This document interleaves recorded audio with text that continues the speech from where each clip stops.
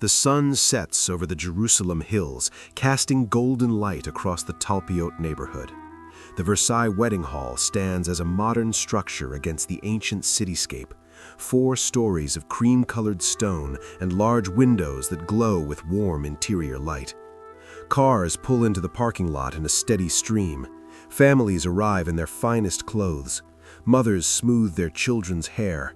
Fathers adjust their ties and check their watches. Laughter echoes across the pavement, mixing with the sounds of car doors closing and heels clicking on concrete. The building looms above them, unremarkable in its architecture, but promising in its purpose. Tonight it will host a celebration. Tonight it will hold nearly 700 souls. The lobby bustles with the controlled chaos of a large gathering. Guests sign the guest book, their names filling page after page in blue and black ink. A photographer moves through the crowd, capturing candid moments. A grandmother fixing her grandson's bow tie. 2 old friends embracing after years apart. Teenage cousins trying to look sophisticated.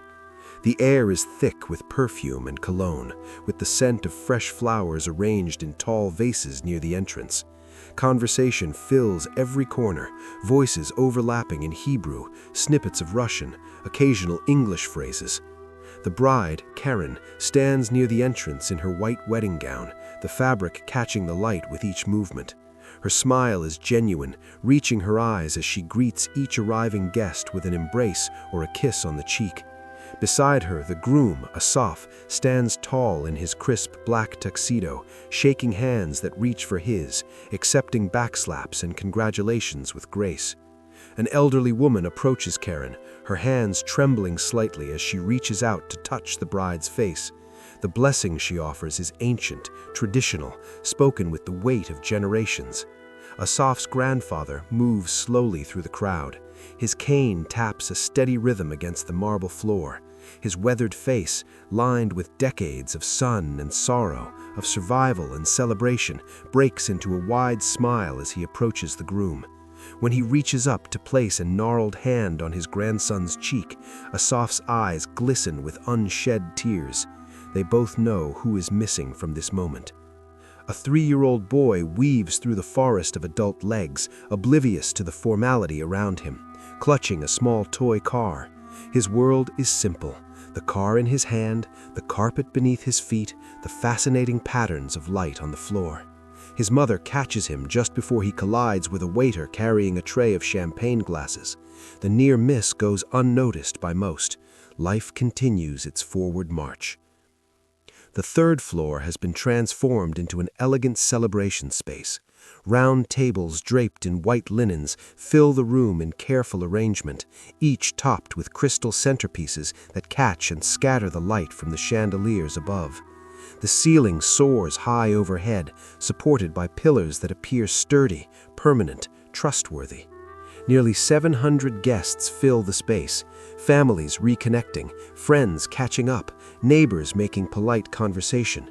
Children chase each other between tables, their formal clothes already disheveled, their laughter cutting through the adult conversations. Teenagers cluster in self-conscious groups near the walls, simultaneously trying to fit in and stand out. Adults settle into chairs with the satisfied sighs of people preparing for a long, enjoyable evening. Below them, unseen, the first 2 floors of the building sit empty, dark, silent, waiting. The floor beneath their feet shows a subtle irregularity if one knows where to look, a gentle depression in the center, barely visible but definitely present. A cosmetic issue, the owners had decided. Nothing structural, nothing dangerous, just an aesthetic imperfection to be addressed when time and budget allowed. No one at the wedding knows to look, no one thinks to worry. By 9:30 p.m., dinner service is complete. Waiters move with practiced efficiency, clearing plates and glasses, resetting the space for what comes next. The band on the small stage tunes their instruments, adjusting microphones, testing levels. The energy in the room shifts, builds, rises like a tide. Everyone knows what comes next. The band leader steps to the microphone. His announcement is met with an eruption of cheers and applause. Tables scrape against the floor as guests stand, eager to celebrate. The dance floor area in the center of the room, that slightly sagging center that no one has thought to question, fills quickly with bodies, with movement, with life. The band launches into a traditional Jewish wedding song. Hands clap in rhythm, voices rise in song. The energy is electric, joyful, pure. At 10 p.m., the celebration reaches its crescendo. The dance floor is packed wall to wall with people. Men link arms in circles, spinning faster and faster, their ties loosened, their jackets abandoned on chairs. Women form their own dancing groups, their jewelry catching the light as they move, their heels clicking against the floor in syncopated rhythm. Karen and Asaf are lifted on chairs, hoisted high above the crowd by strong arms and stronger traditions. White napkins wave in the air like flags of surrender to joy. Everyone sings, everyone dances. The floor vibrates with the collective energy of hundreds of feet stomping, jumping, celebrating in unison. The chandeliers above sway almost imperceptibly with each synchronized jump. The walls seem to pulse with the bass from the speakers. This is what the space was designed for: celebration, community, connection.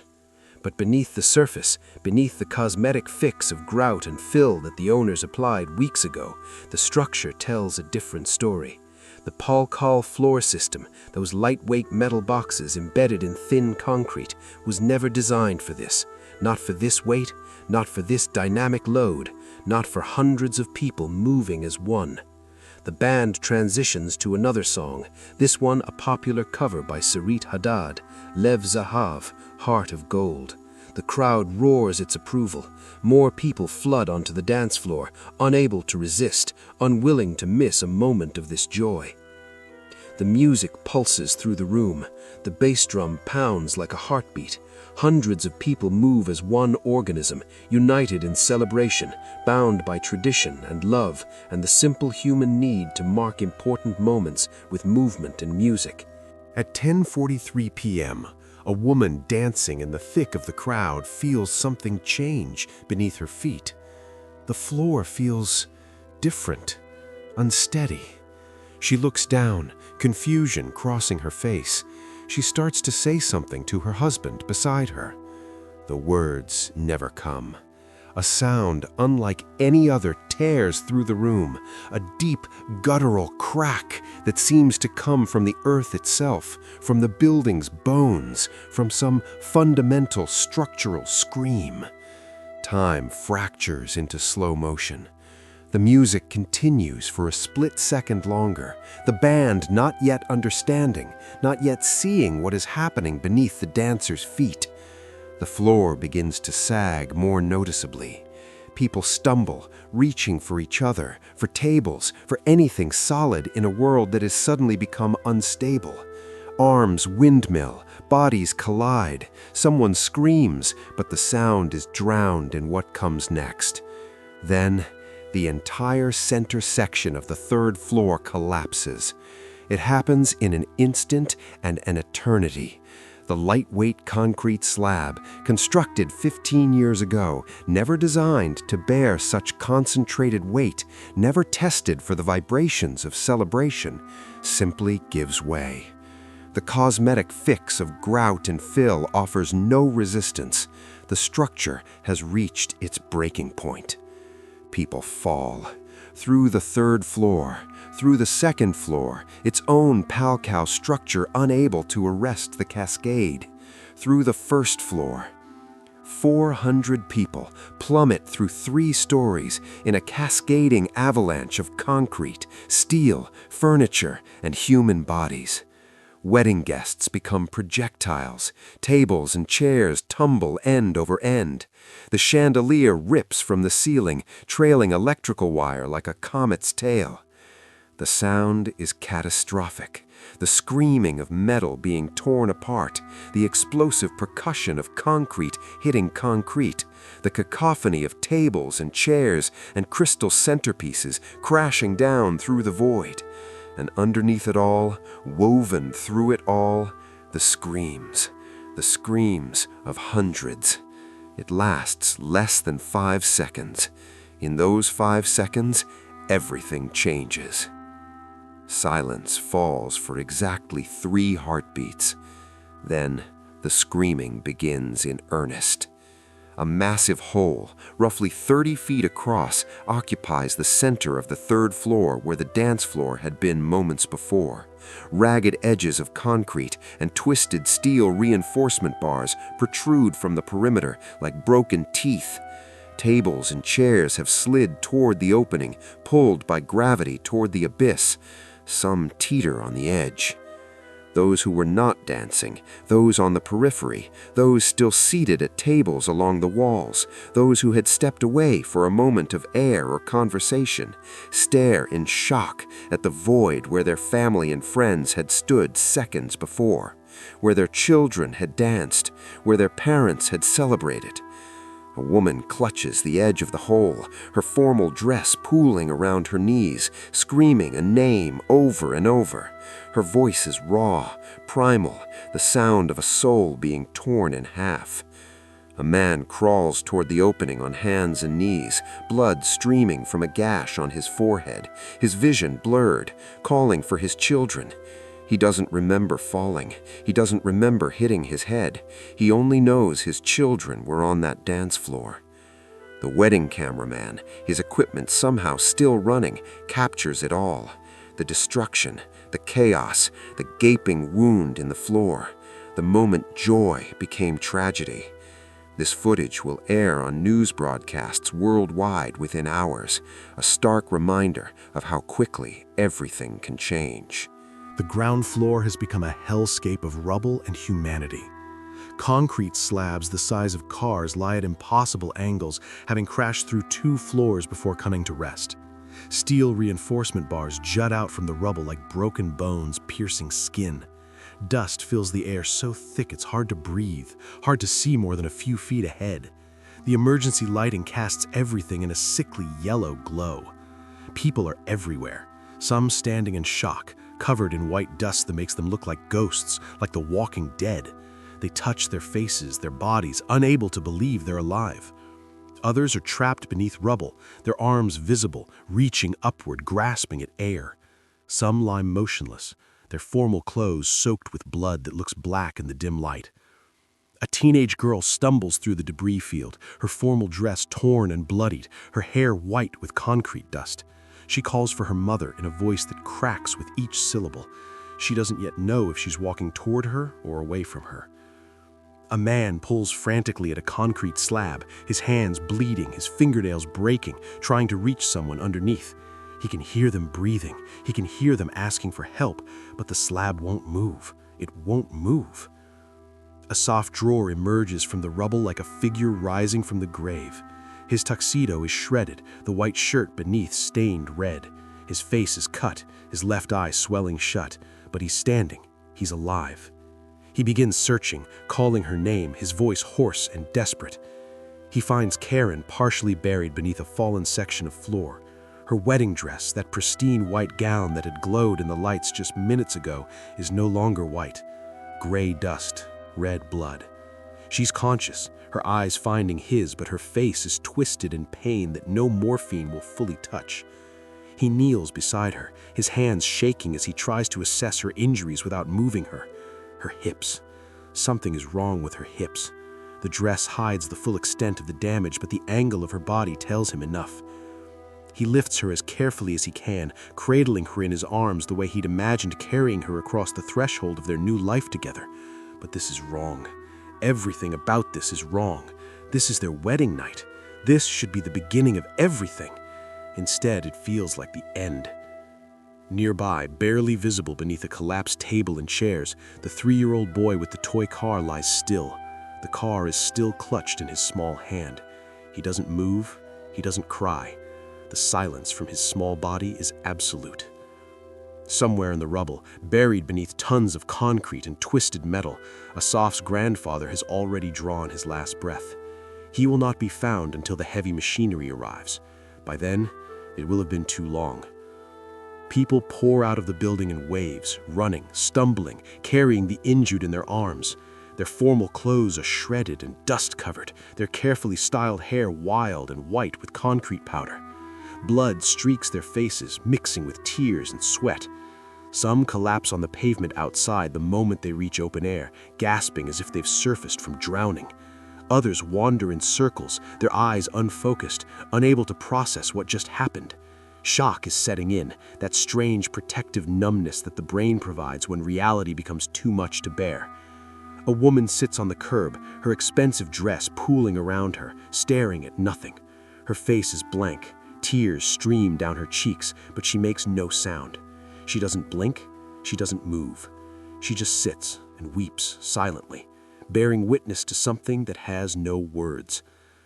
In the distance, cutting through the ringing in everyone's ears, the first sirens begin to wail. The first emergency vehicles arrive with screaming sirens and flashing lights.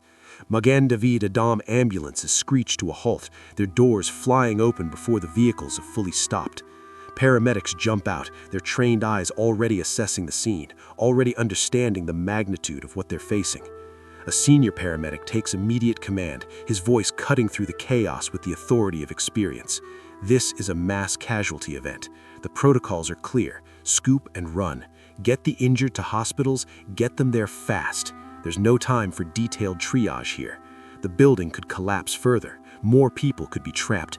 Every second counts. More ambulances arrive, their numbers swelling as the call goes out across Jerusalem.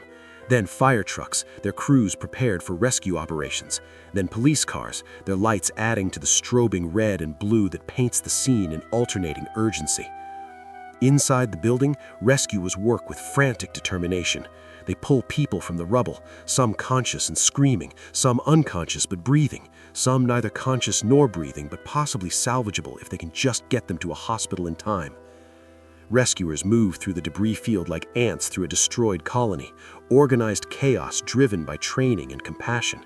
The dust is settling, but visibility is still poor. They work by flashlight, by headlamp, by the inadequate emergency lighting that flickers and threatens to fail.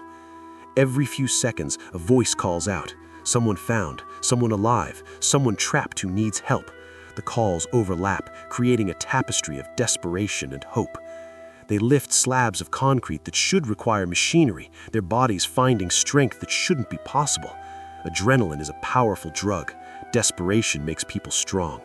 The knowledge that someone's child, someone's parent, someone's beloved is trapped beneath their hands gives them the power to move mountains, or at least move concrete. Children are found and passed hand to hand toward the exit in a human chain. Some are crying, their wails piercing the chaos. Some are silent, their eyes wide with shock, their small bodies limp in the arms that carry them. The silent ones worry the rescuers most. Silence in a child is rarely a good sign. The injured are lined up on stretchers outside, row upon row of human suffering, dozens of them. The count keeps growing, 50, 100, 200, 300, each number representing a life changed forever, a body broken, a future uncertain. Paramedics move from stretcher to stretcher with practiced efficiency, doing rapid assessments using the triage system that reduces human suffering to color-coded tags. Red tags for critical injuries requiring immediate surgery, yellow tags for serious but stable, green tags for walking wounded, black tags for the deceased. The black tags appear with heartbreaking regularity. Ambulances shuttle the injured to hospitals across Jerusalem in a continuous convoy. Hadassah Medical Center, Shaarei Zedek, Bekur Holim. The hospitals activate mass casualty protocols, calling in off-duty staff, clearing operating rooms, preparing for the wave of broken bodies about to arrive. Surgeons scrub in. Operating rooms that were dark and quiet minutes ago now blaze with light and purpose. News crews arrive, their cameras capturing everything. The rubble, the stretchers, the survivors covered in dust and blood, the gaping hole in the building where joy had been. By morning, the world will see these images. By morning, Versailles Wedding Hall will be synonymous with tragedy. The sun rises over Jerusalem, painting the ancient hills in shades of gold and rose. The beauty of the dawn seems obscene against the destruction below. The rescue operation continues, but the frantic pace has slowed to something more methodical, more resigned. The work now is not about saving lives. The work now is about recovery, about bringing the dead home to their families, about closing accounts that should never have been opened. Families gather at the site, clutching photographs, asking anyone who will listen if they've seen their loved ones. Some are reunited with injured relatives at hospitals, their relief tempered by the sight of broken bodies in hospital beds. Others wait and wait, and slowly come to understand that the waiting will never end, because the answer they're dreading is the answer they're going to receive. The final count takes hours to confirm, but eventually the numbers crystallize into terrible certainty. 23 dead, 356 injured. Among the dead, Asaf's 80-year-old grandfather, who had survived so much only to fall at a wedding. The 3-year-old boy with the toy car, whose life was measured in years instead of decades. Mothers who kissed their children goodbye that morning, not knowing it was goodbye. Fathers who put on their best suits for a celebration that became a funeral. Grandparents who thought they would live to dance at more weddings. Children who never got the chance to grow up. The wedding video, recovered from the rubble, tells the story in brutal clarity. The happy dancing, the synchronized celebration, the sudden chaos, the collapse. It will air on news broadcasts worldwide, a 30-second clip that plays on repeat, a stark reminder that disaster doesn't announce itself, that joy can become tragedy in the span of a heartbeat, that the floor beneath our feet is only as strong as the people who built it.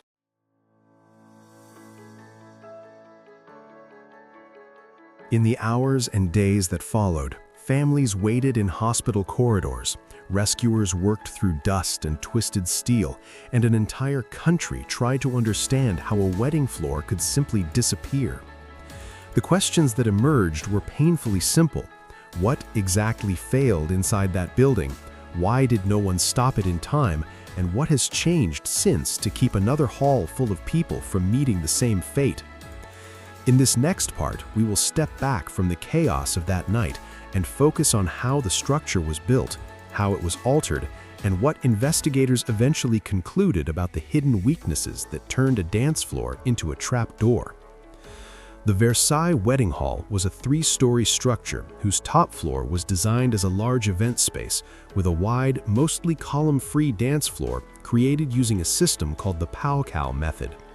Pal-Kal used thin concrete slabs poured over a grid of hollow plastic blocks and light reinforcement, creating a light, economical floor system that depended on a very specific pattern of supports and load paths to carry people, furniture, and finishing materials safely to the walls and columns below. By the mid-1990s, Israeli standards bodies had already rejected Pal-Kal as unsafe, and regulators had moved to ban its use for new construction, but many buildings, including Versailles, had been built with it before those decisions, leaving their floors in service under real crowds and real loads. In the case of Versailles, those vulnerabilities were made worse by later renovations. Partitions and supporting walls below the third-floor hall were removed to open up space, and when the floor began to sag visibly, the response was not to unload or shore the structure, but to level the surface by adding topping material, which increased the weight without restoring the original support. Structurally, the failure progression looked like a classic case of a weakened system being pushed past its reduced capacity. Over time, the removed walls and the inherent weaknesses of the Pal-Kal slab allowed a long-term deflection to develop, creating a shallow dish in the floor that guests and staff could see as a visible sag in the dance area. On the night of the wedding, with hundreds of people dancing in a concentrated area, that sagging region saw high, rhythmic live loads. Once local cracking and punching failures began in the thin slab and its ribs, load had nowhere safe to go, and a large section of the floor dropped suddenly, triggering a progressive collapse through the stories below. Investigations and court proceedings later identified the Pal-Kal system and the subsequent unapproved structural changes as the primary technical causes of the collapse. The engineer who had invented Pal-Kal, along with others involved with the hall, were convicted of negligence and related offenses after courts found that they had used or left in service a floor system that did not meet accepted safety standards and had been altered in ways that undermined its ability to carry crowds safely. Culture, pressure to maximize usable floor area, to keep venues open, and to treat visible deflection as a cosmetic rather than structural problem, helped explain why warning signs were missed or minimized, but the core of what went wrong remained concrete and steel, a lightened slab system with inadequate capacity, made worse by the removal of key supports and the addition of weight over an already sagging span. Technically, Versailles underscores the danger of relying on unconventional or lightly vetted structural systems, especially where failure would involve large crowds. The Pal-Kal system promised thinner slabs and lower costs, but its long-term behavior under real-world loads was poorly understood and difficult to inspect, making it easy for subtle signs of distress, like sagging or cracking, to be dismissed until the margin of safety was gone. The disaster also highlights how later modifications, removing non-structural walls, adding fill to level a floor, can quietly erase critical load paths, and why any change to a building's layout or finishes must be treated as a structural design problem, not just an architectural or cosmetic one. On the human and organizational side, the collapse shows how normalization of risk can develop in everyday venues. Owners and staff lived with a visibly sagging floor and chose mitigation steps that made sense cosmetically but never addressed the underlying structural question, while regulators struggled to track and manage legacy uses of a system they had already deemed unsafe. For engineers and building officials everywhere, the lesson is that visible, unexplained movement is not a nuisance to be patched, but a message from the structure that its internal load paths have changed, and that message has to be taken seriously before crowds are allowed back in. These lessons extend beyond banquet halls in Jerusalem. Any public venue, stadiums, theaters, nightclubs, convention centers, depends on floors that may see thousands of people moving in unison, and any cost-saving innovation in those floors must be balanced against the difficulty of inspection, the consequences of failure, and the likelihood that future owners will modify the space. Versailles is a reminder that in crowd-bearing structures, redundancy, robust detailing, and conservative assumptions about live loads are not luxuries, but the only reliable way to make sure guests can take safe floors for granted. In the immediate wake of the collapse, Israel created a national commission to examine building safety in public structures, reflecting widespread concern that problems at Versailles were symptoms of a broader pattern of weak enforcement and ad hoc construction practices. Parliament passed what became known as the Versailles Law, aimed at ensuring proper support and compensation for victims, and at formalizing state responsibility for those injured in civil disasters of this kind. Regulators and standards bodies moved to fully outlaw Pal-Kal in practice, not just on paper. The government ordered inspections of thousands of buildings that had used the system, and by 2005, construction with Pal-Kal was legally banned, forcing owners either to retrofit or to restrict use where necessary. Municipalities, prompted by the disaster and by the Commission's work, expanded inspections of banquet halls and other crowded venues, tightening procedures around permits for structural alterations and giving building departments clearer authority to close spaces seen as at risk. Legal outcomes reinforced professional accountability. The engineer who developed Pal-Kal and others involved with Versailles received prison sentences for negligence, sending a signal within the engineering and construction community that cost-saving systems and informal modifications could carry real personal consequences if they contributed to loss of life. At the same time, officials avoided claiming that such changes had eliminated the risk of similar disasters altogether, acknowledging that legacy buildings, evolving uses, and economic pressures mean that vigilance has to be continuous rather than triggered only by catastrophe. The Versailles wedding was supposed to be a single family's milestone, not a national symbol of structural failure. Yet the people lost that night are now part of how engineers and regulators think about crowded floors and hidden weaknesses. For the families, survivors, and rescuers, the collapse did not end when the dust settled. It continues in ongoing medical care, in memories of those who did not come home, and in the uneasy knowledge that their tragedy exposed problems that had been building for years. If there is any measure of meaning to be drawn from that loss, it lies in the insistence that buildings meant for celebration must be treated with the same seriousness as bridges and dams. Every time a sagging floor is investigated rather than patched, every time a proposed minor renovation is sent back for structural review, and every time a cost-cutting innovation is tested and questioned before it is built over people's heads, the lessons of Versailles are being honored in practice, not just in memory.